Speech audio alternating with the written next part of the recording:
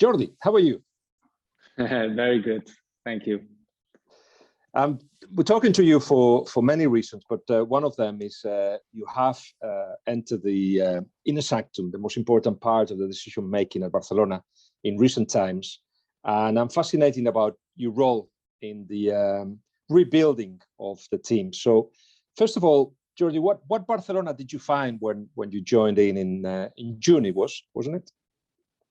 No, I started on 1 September because I was working in China, and the contract termination was third week of August. So I started 1 September, and well, basically, from my personal point of view, the first thing I think is important to do is to reconnect a little bit with the Spanish league, to analyze mainly, because I think you can only try to give advice or make decisions or assist in any way only after having a correct study. And I think that was my first idea, was just to look, to analyze, to think, and whatever needed to help.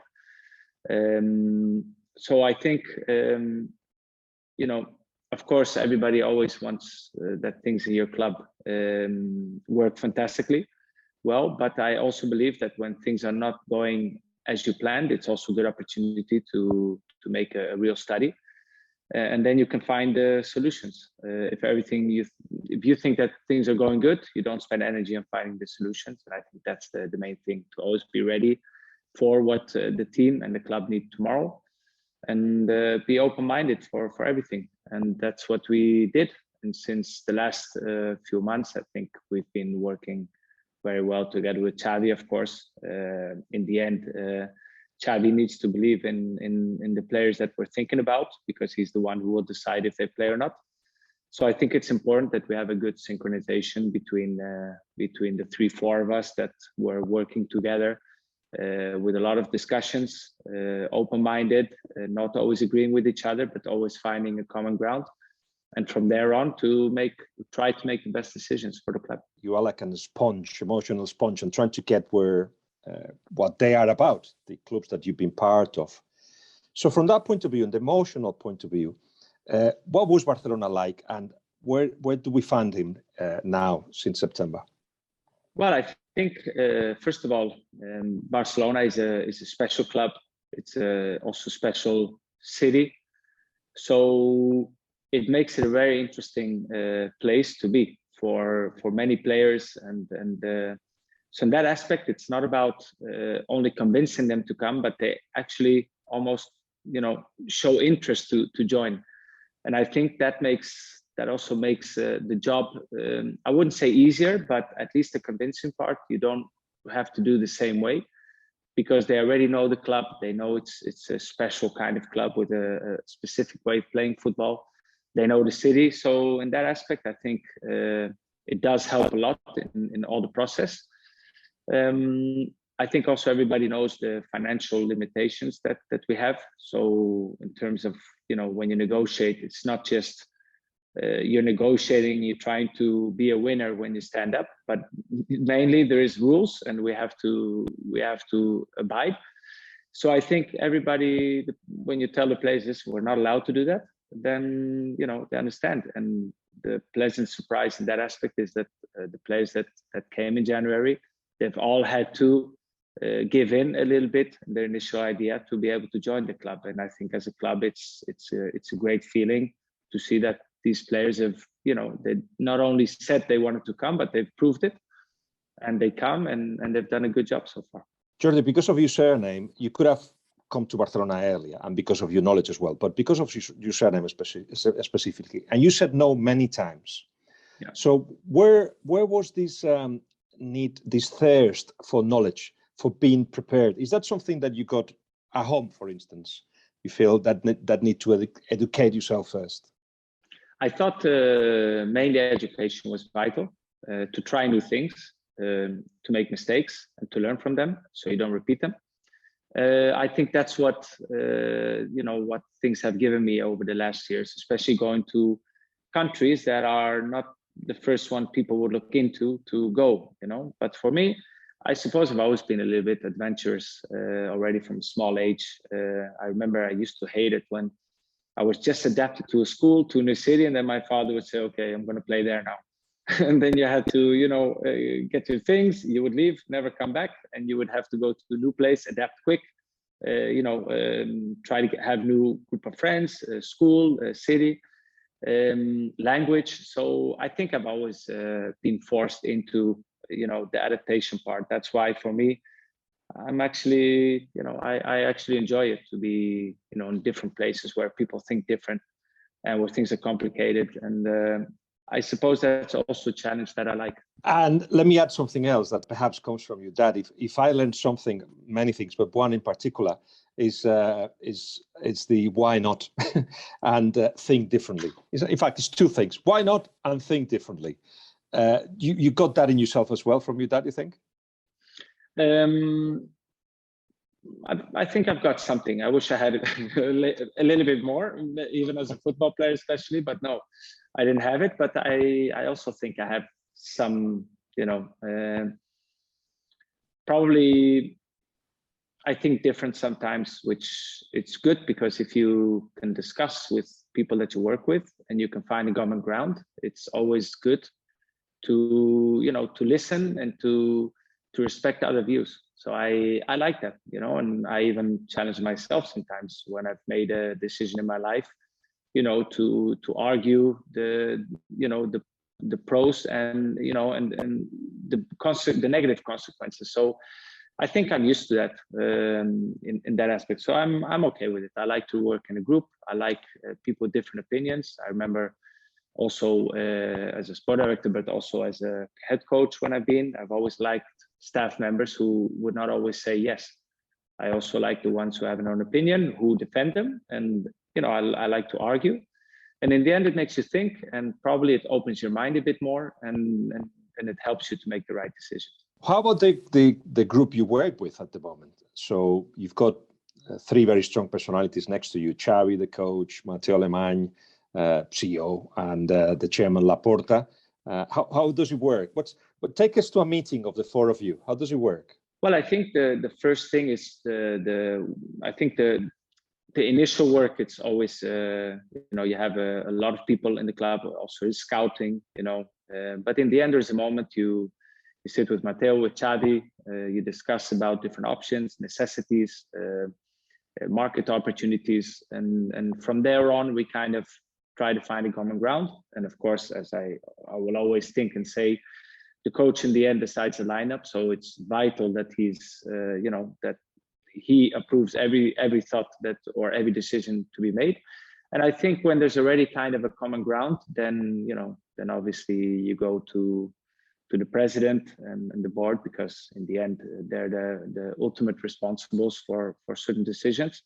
And to try to convince, for example, Laporte to say, we thought about this option more than the other one, and give him the reasons. And then, he will ask the questions, which is also what he needs to do.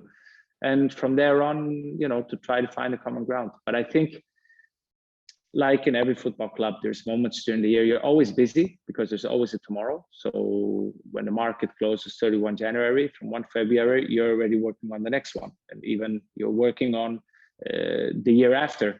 So I think in that aspect, it never stops. But there are, of course, months that you spend much more time, the three of us together, because, when the decision time is coming, you need to be on the same page, and you need to act quick, you need to be flexible, especially with the Barcelona situation, which, makes it a bit more difficult. Also taking into consideration that the Spanish financial fair play is tougher than the European one.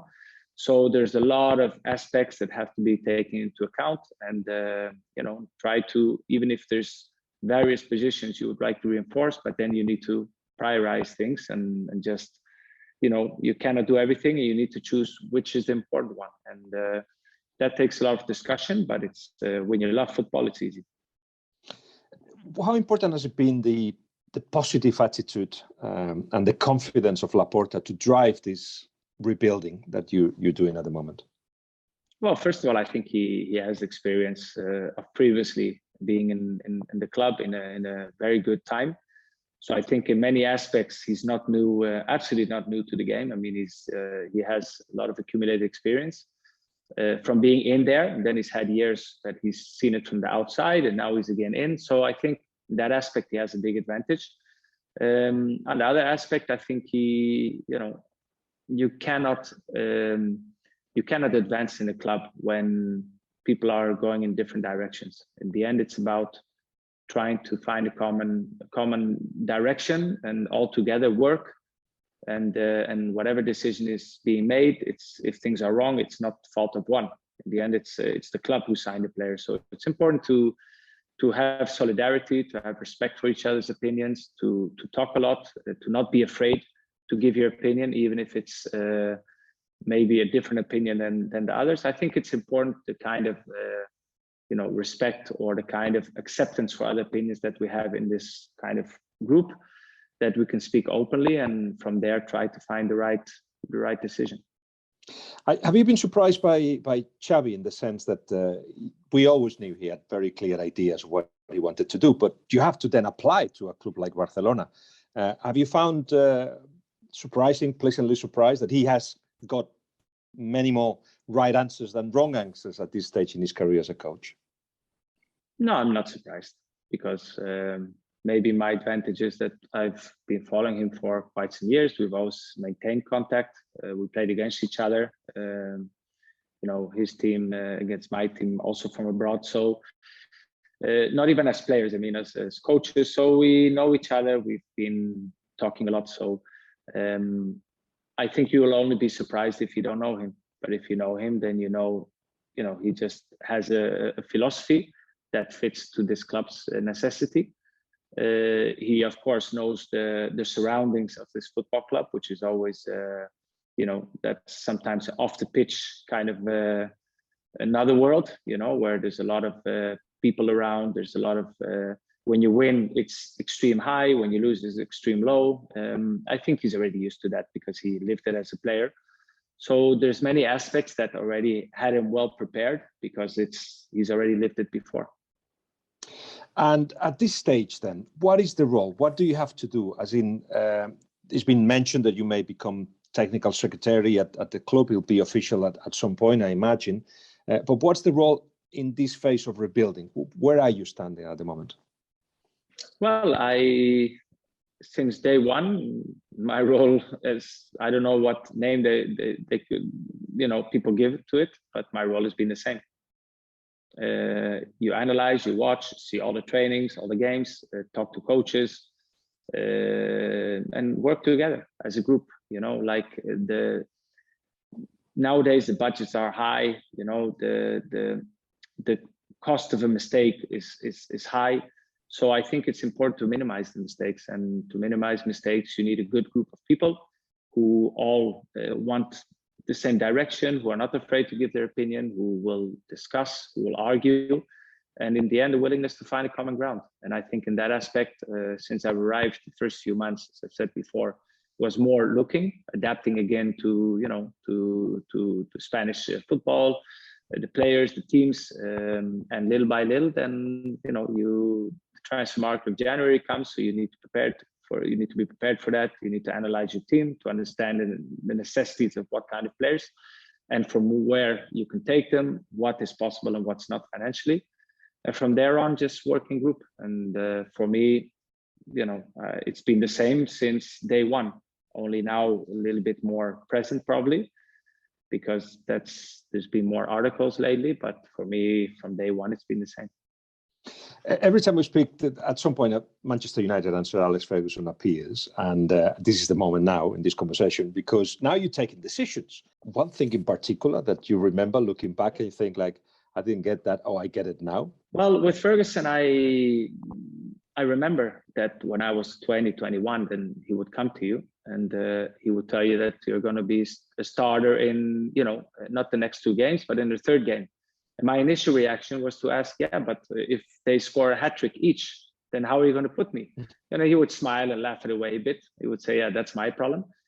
But the fact is, already so many years ago, he was already understanding the necessity of thinking lineups, the lineup of not only the next game, but the one after and the one after. So he was always preparing. And of course, he had a lot of experience and knew everything about Premier League, what months were vital, what players would he need against what team, against, in which period of time. Like for him, he used to put special emphasis on December and January. He thought that was one of the deciding factors of winning and losing Premier Leagues.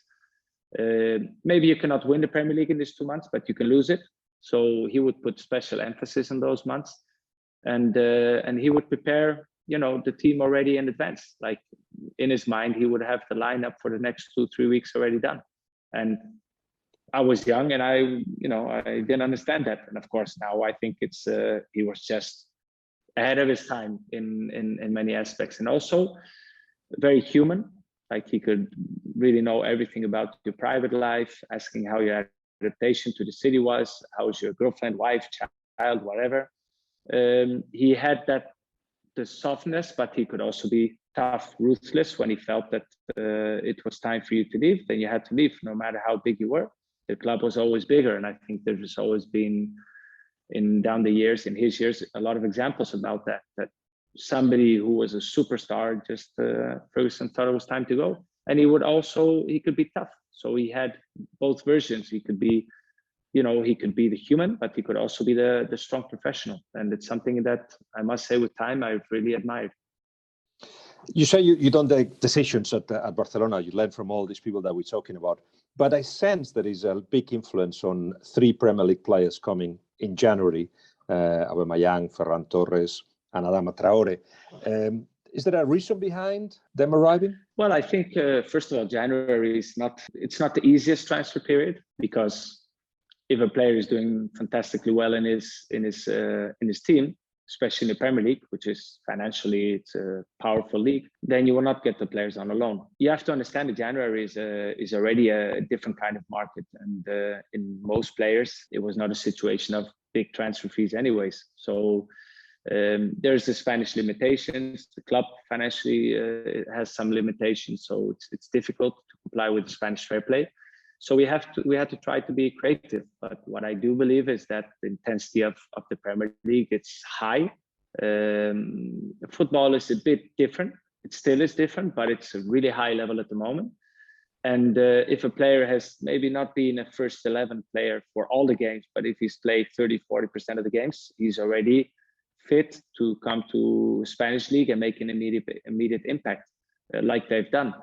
And I think I'm not going to say that just because of the new players, the team is improved. I think they're an improvement, but I also believe that the other players have, also been playing better. The coaches had more time to implement his ideas. So I think it's our improvement is a mix of many things that have come together and have made the team just, it's looking better, score more goals, and the team is going upward direction. Finally, you have worked to keep the legacy of your dad through the foundation, and I believe you're working on actually bringing or having more Cruyff Courts to the UK. I was talking to Virgil van Dijk, actually, who had played on them and recently opened one in the UK. Tell us a little bit about the Cruyff Courts and what is the plan in England? Well, the plan, we have more than 200 all over the place. Normally it's linked to many times sport people, football players, of course, because my father, was in the world of football, so it's easier connection.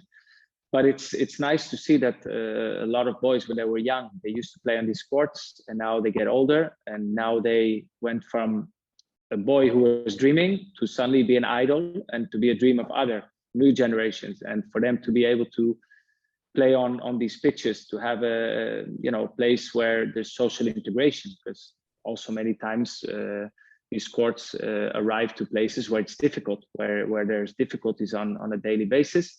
And I think it helps integrating. And I also believe that sport unites people more than any other, like politics. I think sports is a uniting factor. And that's why when people play football, you don't look at the nationality, you don't look at color, you don't look at anything. In the end, it's about being magical with the ball. to enjoy and to win. And I think in that aspect, the Cruyff Courts is something that my father put a lot of attention to create a space where children can be children. It's really something, there's a social aspect to it. And it's one of the things that my father's obsessed with, to create, to give places for children to be able to be children, to enjoy the sport, and especially to socialize, to help each other.